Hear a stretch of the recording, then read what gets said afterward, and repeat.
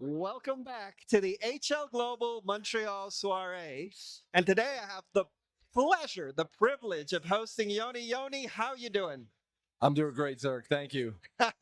Lovely to hear. So you've been digging a lot into the Hyper EVM data. And I'm wondering, what did you find there that's exciting?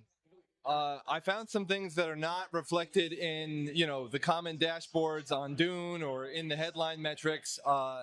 We basically put out a skill for LLMs for the Hyperliquid Names API, and it had 500 downloads in a month, and it has its own API key. So I was able to see that there is demand for agentic activity on HyperEVM, and kind of traced it with this canary.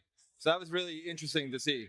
So you speak of HL names, and I know you're a builder on the Yeah, ecosystem. I'm a So contributor to the yeah. protocol. So how has it been building on the Hyper EVM? As a builder, what do you think of it? Well, it's not as easy as other chains that might be, an EVM compatible L2, but the tooling is maturing.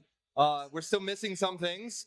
Like I keep talking about a testnet EVM Explorer. They have a very short life, seemingly, but the tooling has come a long way. Shout out to HyperEVM Lib, which is a really nice plugin for Foundry, which has been helpful. But yeah, we want to see more builders come. It's not the same as other EVM chains. Yeah, I can feel that. So what do you feel outside of the tooling? What else?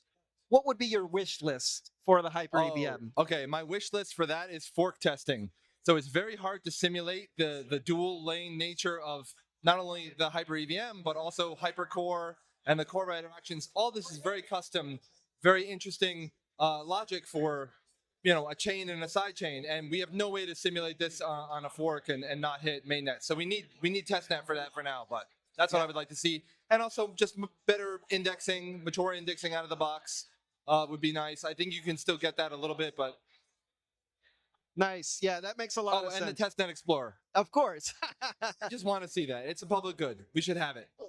Absolutely. On that note, you mentioned HyperCore here and Hyper EVM. You feel they're two distinct systems, or how do you feel that relationship is, and what should it be in the future as well? Well, I'm not going to presume to know what it should be in the future. It almost feels like it should evolve organically and according to merit. It's wide open to decide what to build there. It has been somewhat of a segment of HyperCore, at least from the very beginning. And the first thing that moved there was LSTs. And now we have more core writer actions. We have more composability with core.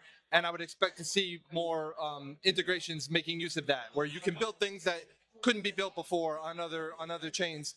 Tap into the HyperCore liquidity, tap into perps, the HIP4 prediction markets. That would be very interesting, and I think we'll see that going forward, where they will become more tightly coupled rather than right now a subset. Yeah, very cool.